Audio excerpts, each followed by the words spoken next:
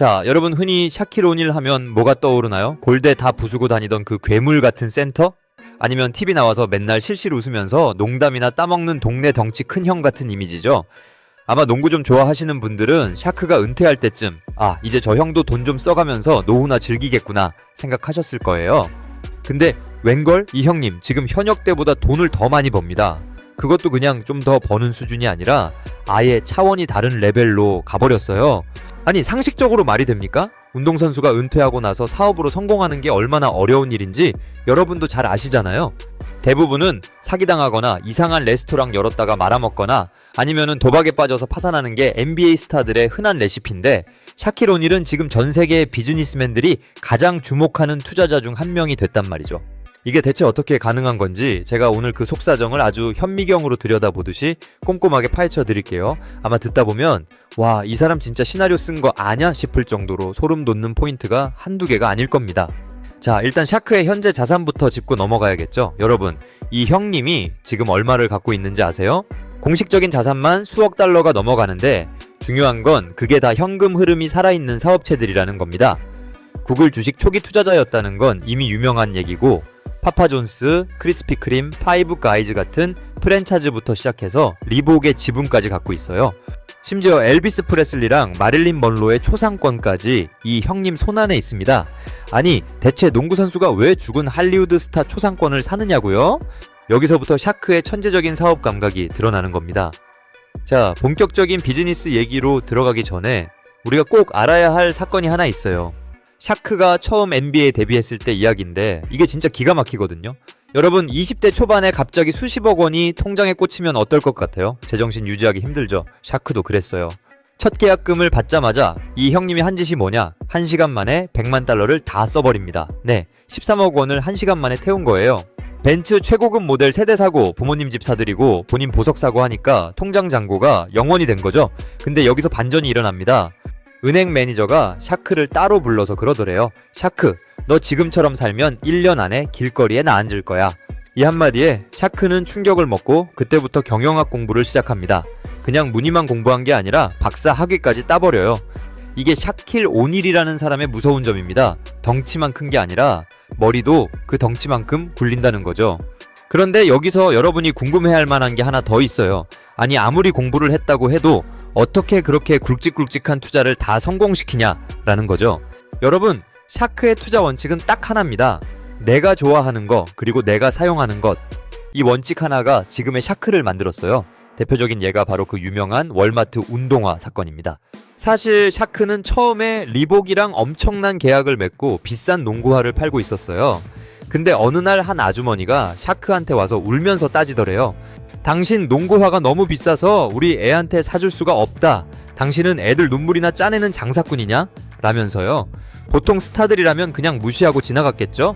근데 샤크는 그날로 리복이랑 4천만 달러짜리 계약을 파기해버립니다. 그리고 월마트로 가서 말해요. 성능은 최고인데 가격은 시장에서 제일 싼 운동화를 만들자. 다들 미쳤다고 했죠. 샤킬 오닐 브랜드 가치가 있는데 왜 싸구려 신발을 만드냐고. 그런데 결과가 어땠을까요? 지금까지 그 운동화가 2억 켤레 넘게 팔렸습니다. 박리담회의 끝판왕을 보여준 거죠. 자, 여기서 질문 하나 던질게요. 여러분은 샤크가 구글에 투자해서 돈을 벌었다는 것만 아시죠? 근데 그 투자가 어떻게 성사됐는지는 아마 모르실 겁니다. 이게 진짜 골 때리는 게 샤크는 구글이 뭔지도 모르고 투자를 했거든요. 아니, 정확히 말하면 구글이라는 이름이 마음에 들어서가 아니라 어떤 사람을 보고 돈을 던진 겁니다. 그 장소가 어디였냐고요? 호텔 로비였어요.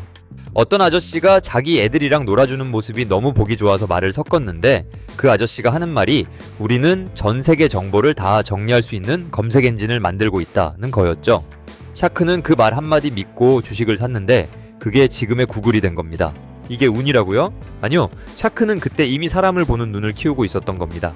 그런데 말입니다. 이 형님의 사업 수완은 여기서 끝이 아닙니다. 최근에 더 놀라운 행보를 보이고 있어요. 여러분, 요즘 미국에서 제일 힙한 피자 브랜드가 어딘지 아세요? 바로 파파존스입니다. 근데 파파존스가 한때 인종차별 논란으로 망할 뻔했거든요. 창업자가 사고를 쳐서 브랜드 이미지가 바닥을 쳤을 때 다들 도망가기 바빴는데 샤크는 오히려 그 회사의 이사회 멤버로 들어가 버립니다. 내가 흑인 대표로서 이 회사의 문화를 바꾸겠다라고 선언하면서요. 그러고 나서 본인 얼굴을 피자 박스에 받고 샤크 아로니라는 거대 피자를 출시합니다. 결과요, 파파존스 주가는 다시 폭등했고 샤크는 또 한 번 수천억대의 수익을 올렸죠. 하지만 여기서 우리가 진짜 주목해야 할 건 샤크의 사업 포트폴리오가 단순히 먹는 것에만 국한되지 않는다는 겁니다. 이 형님, 사실 부동산 재벌이기도 해요. 그것도 그냥 건물을 사는 수준이 아니라 도심의 낙후된 지역을 통째 사서 개발하는 방식으로 돈을 법니다. 본인이 자란 뉴저지, 뉴요크 같은 곳에 엄청난 투자를 해서 지역 경제도 살리고 본인 수익도 챙기는 착한 자본가의 모습까지 보여주고 있어요. 아니, 농구만 잘해도 억만장자가 되는데 사업까지 이렇게 디테일하게 하니까 도무지 이탈할 틈이 없는 거죠. 자, 그런데 여러분, 샤크가 이렇게 승승장구만 했을까요? 아닙니다. 이 형님도 뼈아픈 실패를 맛본 적이 있어요. 대표적인 게 바로 스타벅스 투자 실패입니다. 아니, 스타벅스에 투자했는데 왜 실패냐고요? 투자를 안 해서 실패한 겁니다. 매직 존슨이라는 선배가 샤크한테 같이 스타벅스 사업을 하자고 제안했을 때 샤크가 딱 한마디 하면서 거절했대요. 흑인들은 커피 안 마셔. 우리는 차 마셔. 이 편견 가득한 말 한마디 때문에 샤크는 수조 원의 기회를 날려버렸죠. 근데 이 실패가 샤크를 더 무섭게 만들었습니다. 내 생각이 틀릴 수도 있다는 걸 깨닫고 그때부터는 전문가들의 의견을 미친 듯이 듣기 시작했거든요. 여러분, 여기까지 들으시면서 어떤 생각이 드세요? 역시 돈이 돈을 버는구나 싶으신가요? 하지만 샤크의 진짜 비결은 돈 그 자체가 아닙니다. 그가 비즈니스 전장에 임하는 태도에 있어요. 그는 항상 말합니다. 나는 한 번도 돈을 벌기 위해 사업을 시작한 적이 없다. 그 사업이 사람들의 삶을 어떻게 바꿀 수 있을지만 생각했다. 이게 뻔한 소리 같지만 샤크의 행보를 보면 진심이라는 게 느껴지거든요. 가장 먼저 짚고 넘어가야 할 소름 돋는 사건이 하나 있습니다. 여러분은 샤크가 어느 날 갑자기 자기 자신의 이름에 대한 모든 권리, 그러니까 초상권과 상표권을 통째로 팔아버렸다는 사실을 알고 계셨나요? 보통 은퇴한 스타들은 샤킬 오닐이라는 이름 석자로 평생 로열티나 받아먹으면서 편하게 살려고 합니다. 그 이름 자체가 수천억 원짜리 보증수표인데 그걸 왜 팔겠습니까? 하지만 샤크는 여기서 천재적인 승부수를 던집니다. 그는 ABG라는 거대 브랜드 관리 기업에 자기 이름의 권리를 넘기면서 그 대가로 현금만 챙긴 게 아니라 그 회사의 2대 주주 자리를 꿰차버립니다. 이게 왜 무서운 건지 설명해 드릴게요. 이제 샤크는 단순히 자기 이름으로 신발 팔아서 푼돈 받는 수준이 아닙니다. 이 에이빅이라는 회사가 소유한 전설적인 브랜드들, 그러니까 포에버 21, 리복, 바니스 뉴욕, 심지어 전설적인 아이콘 마릴린 먼로와 엘비스 프레슬리의 지적재산권에서 나오는 모든 수익의 상당 부분이 자동으로 샤크의 주머니로 꽂히게 된 겁니다. 남들은 자기 이름 하나 지키려고 전전긍긍할 때 샤크는 자기 이름을 미끼로 던져서 전세계 브랜드의 거대한 창고를 통째로 낚아챈 거죠. 비즈니스계의 유도 선수라고 해도 과언이 아닙니다. 자, 그럼 이제 샤크가 실제로 굴리고 있는 현금 인출기 리스트를 공개하겠습니다. 정신 바짝 차리고 들어보세요. 첫 번째, 파이브 가이즈입니다. 한때 미국 전역에 155개의 매장을 직접 소유했습니다. 햄버거 패티 굽는 소리가 샤크한테는 곧 돈 세는 소리였던 거죠. 두 번째, 엔티엔스 프레즐 매장 17개. 세 번째, 24아워 피트니스 클럽 40개. 그리고 여기서 결정타는 세차장입니다. 무려 150개의 세차장을 소유하고 있어요. 그런데 여기서 질문을 하나 던져봐야 합니다. 왜 하필 세차장이고 왜 하필 햄버거 집일까요? 샤크가 햄버거를 유독 좋아해서일까요? 아닙니다. 샤크의 투자는 철저하게 데이터와 생존 본능에 근거합니다. 그의 철학은 명확해요. 불황에도 사람들이 절대 포기하지 않는 것에 투자한다는 겁니다. 경기가 아무리 나빠져도 사람은 배가 고프고 차는 닦아야 하며 몸은 관리해야 하죠. 샤크는 화려하지만 언제 망할지 모르는 기술 스타트업에 도박을 하는 게 아니라 매일매일 현금이 꽂히는 마르지 않는 샘물을 미국 전역에 그물처럼 깔아버린 겁니다. 하지만 여러분, 샤크가 이 모든 걸 혼자 결정한다고 생각하시면 오산입니다. 그에게는 이른바 7인 위원회라고 불리는 비밀 자문단이 있습니다. 최고의 변호사, 회계사, 그리고 마케팅 전문가들로 구성된 이 군단이 샤크의 직관을 숫자로 검증합니다. 샤크가 이거 재밌겠는데라고 아이디어를 던지면 이 7명이 현미경으로 분석해서 리스크를 0%로 만드는 구조죠. 이번엔 광고 이야기를 좀 해볼까요? 미국 TV 광고를 보면 샤크가 정말 자주 나옵니다. 그런데 좀 이상한 점이 있어요. 그가 찍는 보험 광고나 파스 광고를 보면 솔직히 좀 촌스럽습니다. 90년대 감성 같기도 하고 샤크가 나와서 엉성하게 춤추는 게 우스꽝스럽기까지 하죠. 하지만 이게 바로 샤크의 미친 마케팅 전략입니다. 그는 일부러 저렴해 보이지만 친근한 브랜드를 고릅니다. 그는 이렇게 말하더군요. 사람들은 완벽한 척하는 부자보다 나처럼 실수도 하고 웃긴 덩치 큰 형을 더 믿는다고요. 고급 명품 브랜드에서 수십억 광고 제안이 와도 샤크는 거절합니다. 대신 서민들이 마트에서 고민 없이 집어드는 파스나 저가형 보험 광고를 택하죠. 본인이 가진 거구의 위압감을 동네형의 친근함으로 치환시키는 이 전략은 웬만한 마케팅 전문가들도 흉내내기 힘든 고도의 심리전입니다. 여기서 여러분이 꼭 아셔야 할 반전이 하나 더 있습니다. 사람들은 샤크가 방송에서 늘 웃고 장난치니까 우습게 보기도 합니다.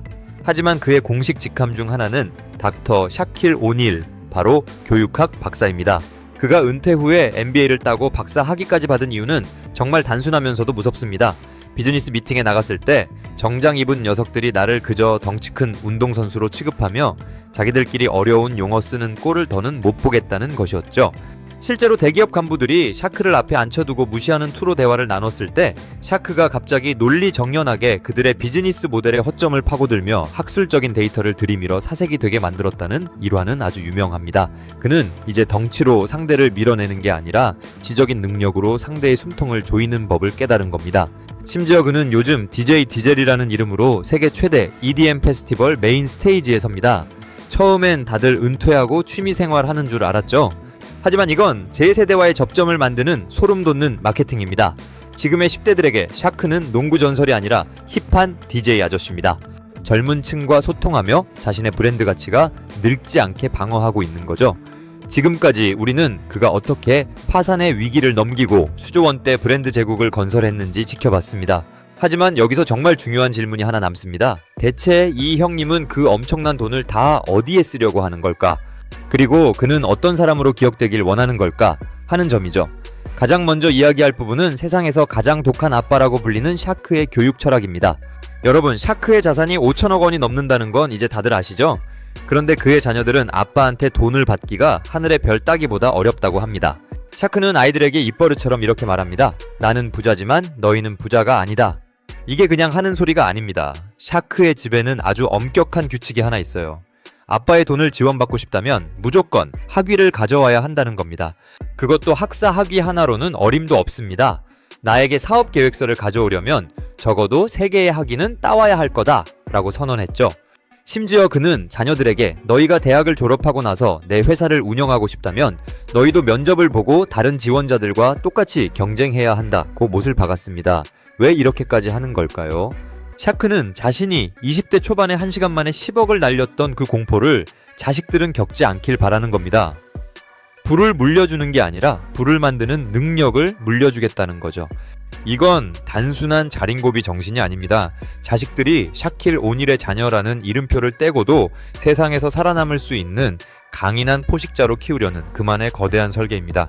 그런데 여기서 또 다른 궁금증이 생깁니다. 자식들에게도 안 주는 그 돈, 샤크는 어디에 쓰고 있을까요? 여기서 우리는 인간 샤킬 오닐의 진짜 얼굴을 보게 됩니다. 여러분, 유튜브나 SNS에서 샤크가 마트나 가전제품 매장에서 우연히 만난 낯선 사람들에게 노트북을 사주거나 아이들의 신발값을 대신 내주는 영상을 보신 적 있나요? 그건 연출된 홍보 영상이 아닙니다. 샤크는 매일 집을 나설 때마다 오늘 적어도 한 사람의 인생을 기쁘게 하겠다는 목표를 세운다고 해요. 어느 날은 마트에서 한 청년이 약혼 반지를 사려고 고민하는 걸 보고는 슬쩍 다가가 자신의 신용카드를 내밀며 이건 내가 낼 테니 가서 예비 신부랑 행복하게 살게 라고 말하고 사라졌다는 일화는 이미 전설이죠. 그는 말합니다. 돈은 나를 행복하게 하지 않는다. 하지만 내가 가진 돈으로 누군가를 웃게 만드는 건 나를 미치게 행복하게 한다. 하지만 이런 자선 활동이 그의 비즈니스적인 야망을 잠재운 건 아닙니다. 오히려 샤크는 지금 더 거대한 사냥을 준비하고 있습니다. 바로 NBA나 NFL 구단의 구단주가 되는 꿈이죠. 특히 그는 자신이 처음 커리어를 시작했던 올랜도 매직을 인수하고 싶다는 열망을 숨기지 않습니다. 만약 올랜도 매직이 매물로 나온다면 나는 단 1초도 망설이지 않고 수표를 쓸 준비가 되어 있다고 공언했죠. 여러분 상상해보세요. 전설적인 센터였던 샤크가 구단주가 되어 팀을 지휘하는 모습. 이건 단순히 스포츠팀을 운영하는 걸 넘어 그가 평생 쌓아온 비즈니스 노하우와 마케팅 감각, 그리고 사람을 끌어당기는 에너지를 총동원하는 인생 최대의 프로젝트가 될 겁니다. 샤킬 오닐, 그는 한때 골대를 부수는 파괴적인 운동선수였습니다. 하지만 은퇴 후 그는 자신의 거구만큼이나 거대한 비즈니스 제국을 세웠고 그 과정에서 지능적인 자본가이자 따뜻한 자선가로 완벽하게 변신했습니다. 그가 우리에게 주는 교훈은 명확합니다. 과거의 영광에 안주하지 마라. 끊임없이 공부하고 사람을 사랑하며 자신만의 원칙을 세워라. 그는 지금 이 순간에도 DJ 부스에서 음악을 틀고 이사회에서 숫자를 분석하며 거리에서 누군가의 신발값을 대신 내주고 있습니다. 어쩌면 샤킬 오닐이 현역 때보다 은퇴 후에 더 많은 돈을 벌고 더 큰 사랑을 받는 비결은 그가 단순히 돈을 쫓는 법을 알아서가 아니라 사람의 마음을 얻는 법을 완벽하게 터득했기 때문이 아닐까요? 자, 오늘 준비한 샤킬 오닐의 비즈니스 제국 이야기는 여기까지입니다. 여러분은 이 괴물 같은 형님의 행보 중 어떤 부분이 가장 놀라웠나요? 댓글로 여러분의 생각을 공유해주세요. 오늘 영상이 흥미로우셨다면 구독과 좋아요 부탁드리고 저는 다음번에 더 전율 돋는 스포츠 자본주의 이야기로 돌아오겠습니다. 지금까지 스포츠 자본주의였습니다. 감사합니다.